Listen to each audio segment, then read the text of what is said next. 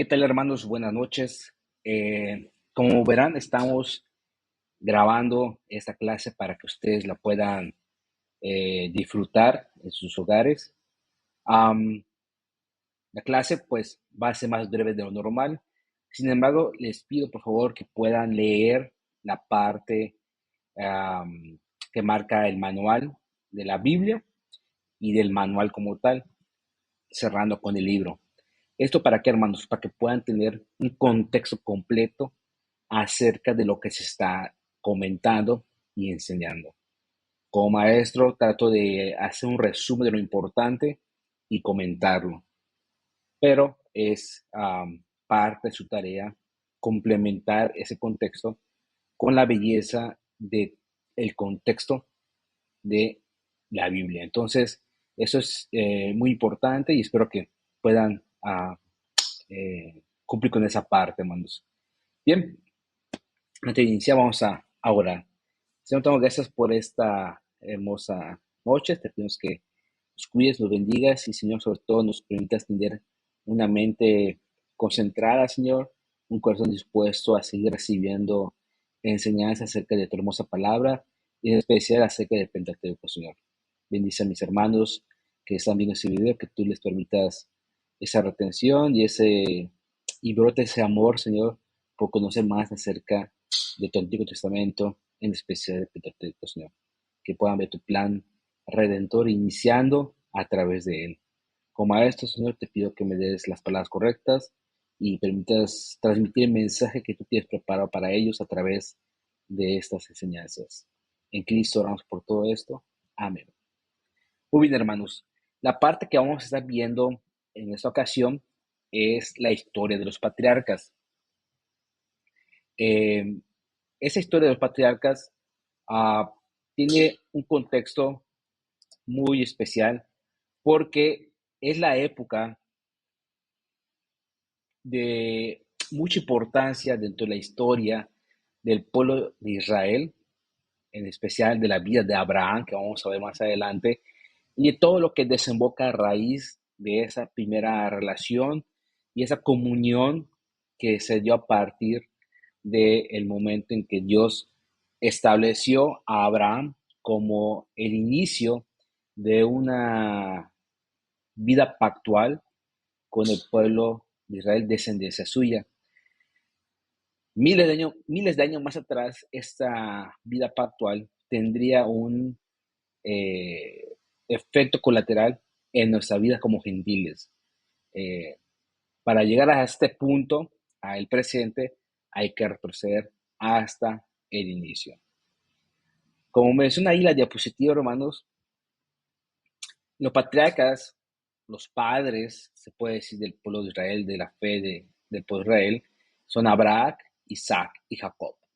Abraham, Isaac y Jacob.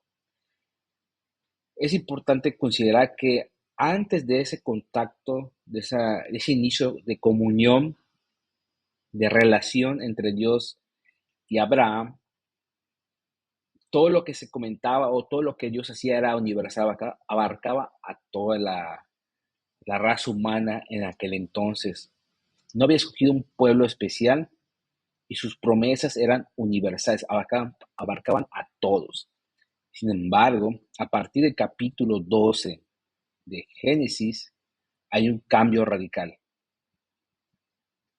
Dios empieza a operar de una manera muy especial, muy específica, a través de una familia, a través de la familia de Abraham. Esa familia que va a tener un propósito muy importante en sus propias vidas y en aquellos quienes interactúen con estos. Como menciona Pablo Hoff en su libro, el periodo patriarcal comienza alrededor de 2000 años antes de Jesucristo y dura más o menos 3 siglos, es decir, 300 años es la historia patriarcal, lo que abarca la vida de Abraham, Isaac y Jacob. Abraham, ¿por qué es tan importante Abraham? Hemos leído y hemos seguramente escuchado alguna predicación del famoso momento en el cual él am, va a sacrificar a su hijo Isaac, y en ese momento Dios lo para y provee un animalillo para que sustituya en ese sacrificio. Abraham, hermanos, es el padre de la nación escogida, escogida por Dios. Recordemos que a partir del capítulo 12 de Génesis, a partir de ese momento Dios determina que la descendencia de Abraham va a ser su pueblo escogido. Dios establece un pacto con Abraham y con toda su descendencia. Abraham no sabía quiénes iban a ser sus descendientes como tal, no sabía acerca de Jacob, no sabía acerca de las 12 tribus, no sabía acerca de David, de Salomón, etcétera, etcétera, etcétera. Sin embargo, Dios en su plan divino y soberano ya lo sabía. Es curioso este dato, hermanos. Las tres grandes religiones monoteístas, es decir, que creen solamente en un Dios, que es el judaísmo, el cristianismo y el islamismo, lo reverencian como el padre de su fe. Si en algún momento usted está en un viaje misionero o interactúa con algún musulmán o judío, un medio por el cual puede iniciar una plática para conocer y posteriormente evangelizar es justamente acerca de Abraham. Abraham es el único que la Biblia menciona como el amigo de Dios. Eso lo pueden encontrar en Crónicas 27, Isaías 41:8 y Santiago 2:23. Dios, a través de la vida de Abraham, podemos ver y aprender cómo Dios usa todo lo que hay en el contexto de nuestras vidas, como lo hizo con Abraham, para cultivar nuestra fe.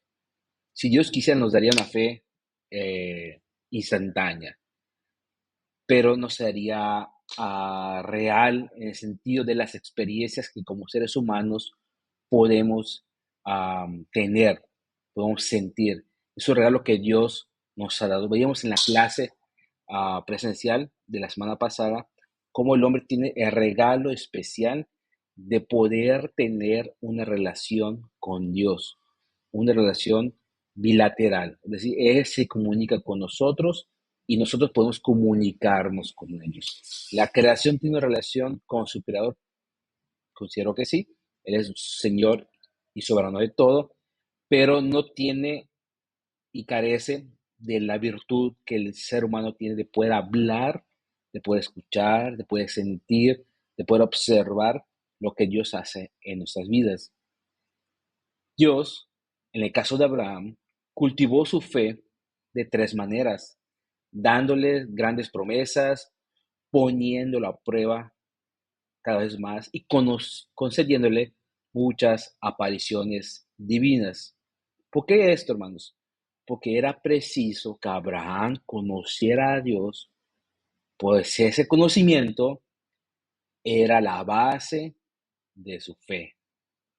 Es decir, Abraham no era meramente un patriarca, un jefe, un líder, nada más que tenía el puesto, la categoría, el nombramiento, sino que era un hombre con quien Dios fue cultivando una fe a tal punto que cuando Dios expresa el pacto que va a tener con él, Abraham confía en él y confía ciegamente, confía realmente esperando en aquello que aún no ve, pero que va a obtener algún día.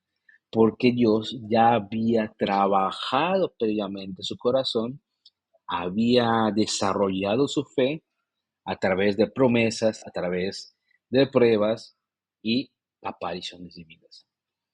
Es algo que Dios hace en nuestras vidas. Ustedes como alumnos pueden tal vez dar testimonio acerca de esto, cómo Dios cultiva su fe a través de promesas. Promesas, obviamente no les va a nombrar cabezas de una gran nación, ¿verdad? Tal vez sí, tal vez no. Pero sí promesas de cuidado, promesas obviamente de salvación, promesas de una vida eterna, promesas de una familia unida, promesas de una vida fortalecida, de protección, de, eh, donde Dios provee trabajo, alimento, salud, techo, calzado, ropa, pruebas donde nuestro carácter es mostrado ah, como realmente es y nos permite entender que necesitamos crecer y depender más de Dios. Y apariciones divinas, pues en esos tiempos no sucede como tal porque tenemos la santa palabra, ¿no? Y es ahí donde Dios se expresa, se muestra a sí mismo en todas sus facetas y nos permite conocerlo. Y a través de lo que Él hace en nuestras vidas, con nuestra familia y en su entorno, podemos ver cómo Él eh, trabaja, ¿no? Entonces, de esas tres formas también Él trabaja en nuestras vidas hoy en día. Y al ver el trabajo que hizo con Abraham, podemos estar tranquilos de lo que Él hace, de un propósito, de lo que Él inicia, lo termina, de lo que Él promete, lo cumple. La vida de fe comienza con la obediencia y la perdón, y la separación. O nuestra fe nos separa del mundo, o el mundo nos separa de nuestra fe. Recuerden que Abraham, Dios le manda que se aparte de su familia, que se aparte de sus familiares en aquel entonces, y junto con su esposa empiecen a crear una nación, empiecen a poblar, empiecen a conquistar, empiecen a explorar nuevas tierras. Abraham, con una fe ya empezar a desarrollarse, empieza a obedecer a Dios y empieza a hacer esto. Pero hay un momento que Abraham, a través de lo que vemos en la Biblia, nos da nos muestra que es un hombre cuya fe le permite ser un hombre correcto, un hombre valiente, un hombre con palabra, un hombre que va aprendiendo de sus errores, porque también podemos ver en la Biblia cómo él en un par de ocasiones miente acerca de su esposa para que ya sean los egipcios o otros personajes no le hagan daño con tal de quedarse con su esposa que era bella en aquel entonces. Sin embargo, es alguien que fue aprendiendo de esas pruebas y a convertirse en un hombre maduro, pero maduro en su fe también. El apartarse, su fe fue madurando, apartarse de qué? Del mundo, de su contexto de aquel entonces, donde había ya pueblos que adoraban e idolatraban dioses falsos. Sin embargo, él se apartó y cultivó su fe en el único Dios verdadero. Y hay una palabra que se menciona mucho con respecto a Abraham, es el pacto. ¿Pero qué es un pacto, hermanos? O era un acuerdo entre dos partes que los vinculaba con intereses y responsabilidades comunes. Los pactos generalmente incluían bendiciones y maldiciones. ¿Cuál el pacto de Dios con Abraham? Hacerlo de él una gran nación y proveerle la tierra prometida, Canaán. Ah, la parte que le correspondía a Abraham era ser fiel a Dios y mantener una vida de adoración hacia ese Dios. La frase que menciona en la palabra de creyó a Jehová significa literalmente en hebreo se apoyó sobre Jehová. Era más que aceptar intelectualmente la promesa de saber los parámetros, las consecuencias, las responsabilidades. No, se refiere a confiar incondicionalmente en la persona de Dios y en su promesa. Abraham se puso a sí mismo y su futuro en las manos de Dios. Esa es la clase de fe que salva, de depositar toda nuestra vida en Dios sabiendo que Él hará lo mejor para nosotros, confiando en su poder, confiando en sabiduría, confiando en su justicia, confiando en su soberanía, en su amor, en su poder, confiando en cada una de sus atributos y sus virtudes. Gálatas 3:6-8 enseña que Dios no se acepta, perdón, en virtud de nuestra fe sin considerar las obras, como en el caso de Abraham. Abraham marcó esa pauta acerca de lo que es una fe salvadora.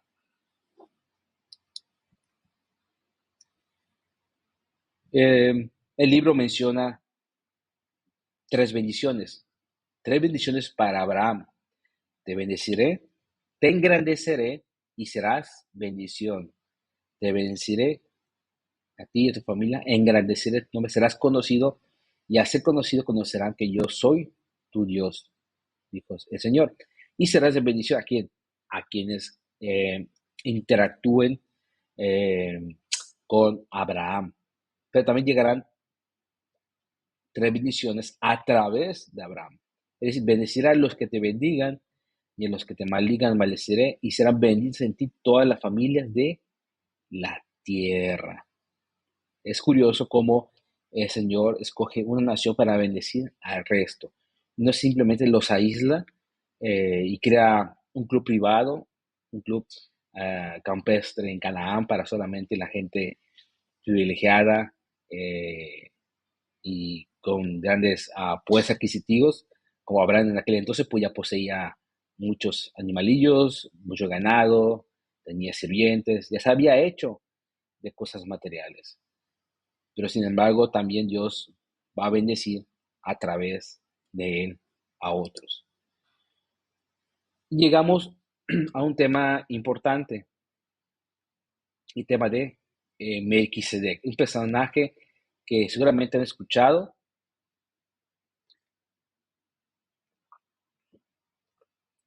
en alguna predicación. Y vale la pena hacer ese paréntesis para explicar quién es Melquisedec. Melquisedec es un rey que también es profeta, cumple ambos roles. Ya de entrada es alguien especial, es alguien único, alguien que rompe con el molde y se trata de una de las figuras proféticas más extraordinarias de Cristo. Es lo que conocemos como un símil de Cristo, un personaje que se muestra en el Antiguo Testamento y funge como o realiza algo o tiene una virtud, una característica que Cristo posee en el Nuevo Testamento. Incluso hay figuras, hay objetos, hay, como en este caso, personas, o incluso está el famoso ángel de Jehová, que se menciona como Cristo mismo. Entonces, es un símil, a eso se refiere ese término, ¿no?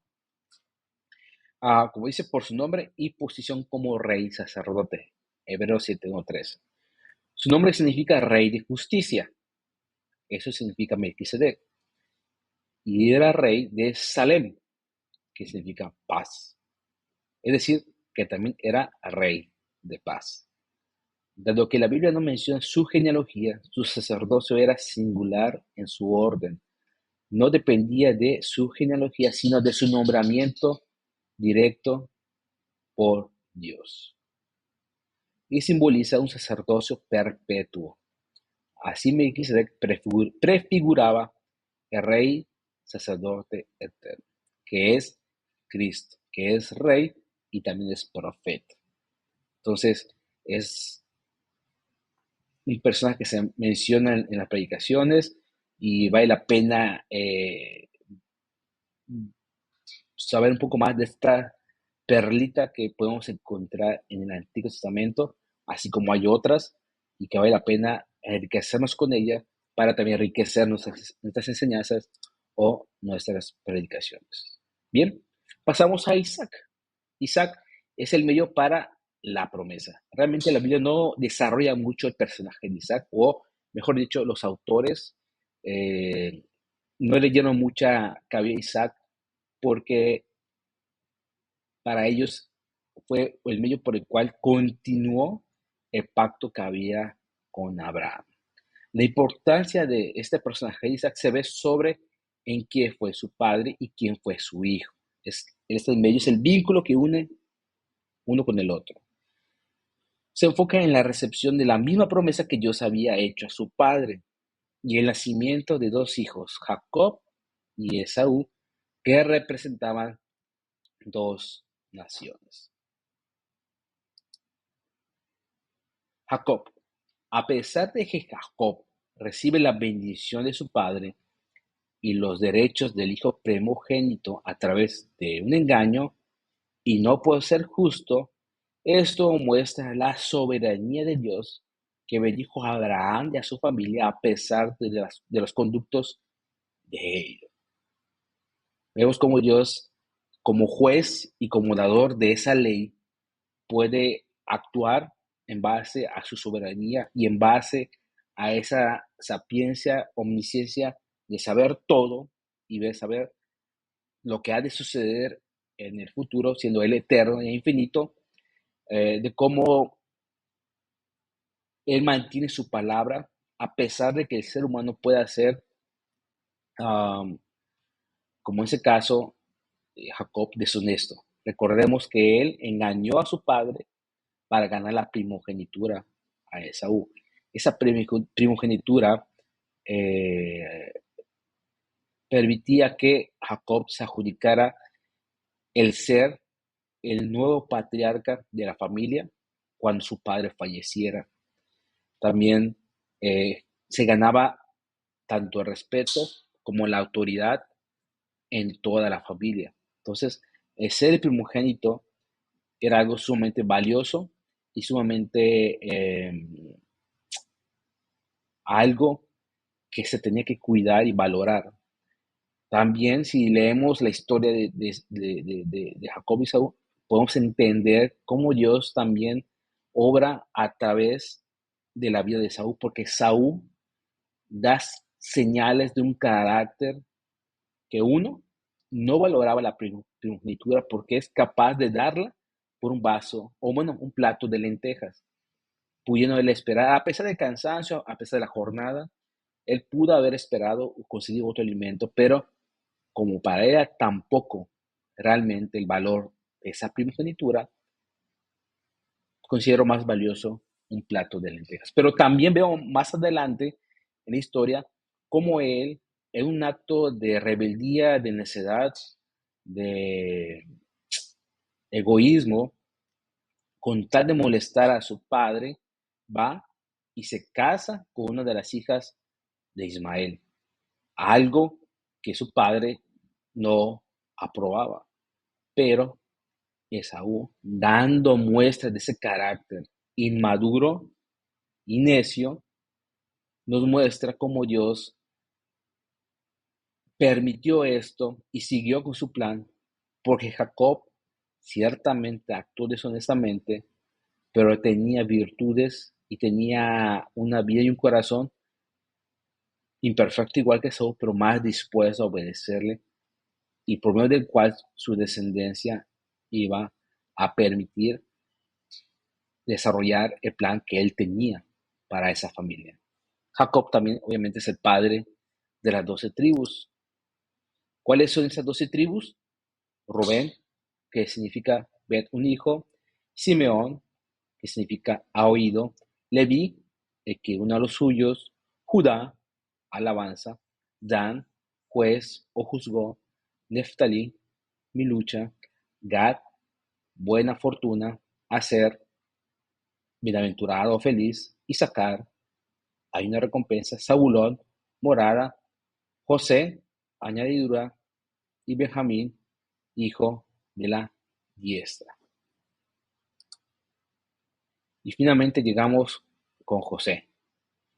Todos en algún momento hemos escuchado esa historia, como José pasa por muchas etapas en su vida, paga la irresponsabilidad de su padre de mostrar un favoritismo frente a sus hermanos, poniéndolo a él en una situación muy grave, obviamente generando rencillas, envidias y todo tipo de emociones nada agradables por parte de sus hermanos. Y como vemos a lo largo de cada faceta, de cada prueba, de cada ah, escena en la que él parece ya no tener fin o parece que va a tener una vida desagradable o incluso a terminar con su vida, Dios lo va cuidando. Dios permanece con él porque él tiene un pacto con esa descendencia. Tiene un pacto con Abraham que se respeta por medio de José y tiene un plan para esta nación. Es curioso porque José era parte de esa nación escogida, no pertenecía a la línea real. Es decir, el Mesías, Jesús, no iba a venir a través de los descendientes de José, sino de Judá. Sin embargo, José es muy importante porque su vida muestra la infalible providencia de Dios a pesar del pecado del hombre y las pruebas de la vida. Era lo que le comentaba. Como Dios utiliza un personaje que tal vez no es principal, sino secundario, pero a través de su vida nos va mostrando, nos va eh, expresando cómo Él tiene control de todo y de todos y por qué va permitiendo cosas que para nosotros en aquel punto pareciera no tener sentido, parecía ser cruel, pareciera ser un capricho de Dios, pero cuando va avanzando la historia y vemos el final, entendemos, ah, había un propósito para cada una de las escenas de la vida de José.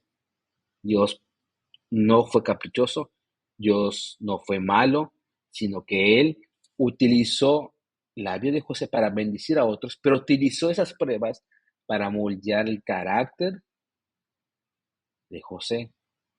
¿Como hizo con quién? Con Abraham, como hizo con Jacob. Es algo recurrente que podemos seguir observando y es una de las enseñanzas que podemos atesorar en nuestras vidas, como Dios desde el inicio va guiando al hombre, al ser humano, por medio de pruebas para ir moldeando y cultivando su fe.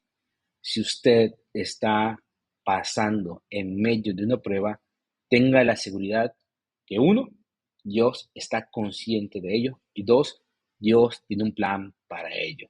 Ese plan puede tener muchas variantes, puede ser que su carácter necesita más amor, más dominio propio, más misericordia, más justicia, etcétera, ¿no?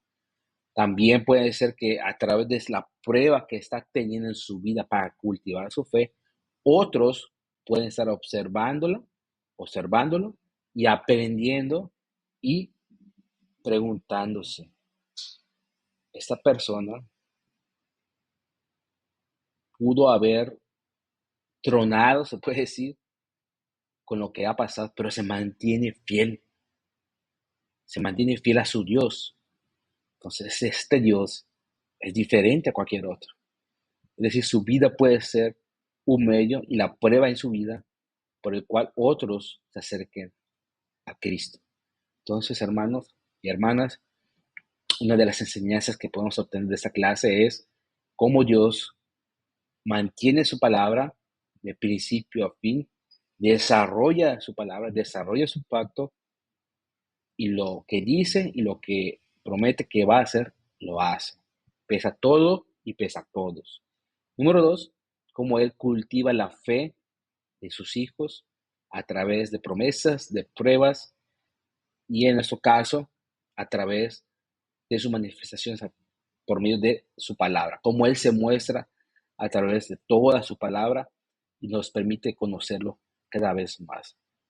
Entonces, con eso terminamos esta clase, hermanos. Espero que haya sido de bendición estos 30 minutos y recuerden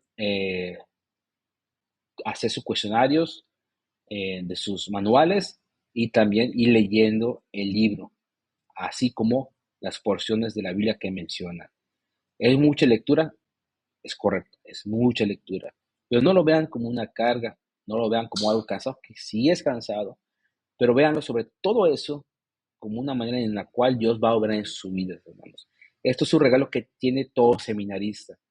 El poder estudiar, quemarse las pestañas, pero a diferencia de una universidad secular,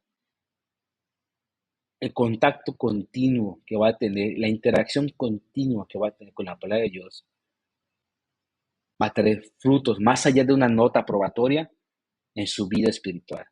Le va a permitir crecer en su conocimiento del Señor y madurar su fe, cultivar su fe todavía más y amar a ese Dios todavía más. De mi parte es todo, hermanos y hermanas. Dios me los bendiga y estamos en contacto en la próxima clase. Hasta luego.